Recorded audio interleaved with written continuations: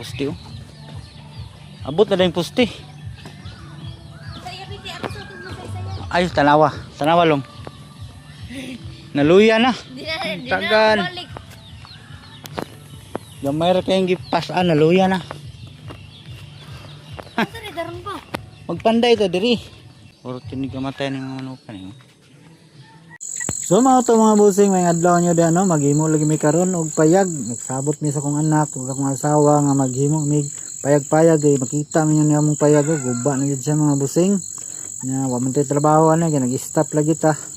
Tungod sa mga krisis sa panahon, so mga to nagkasinabot ni maghimo mig payag.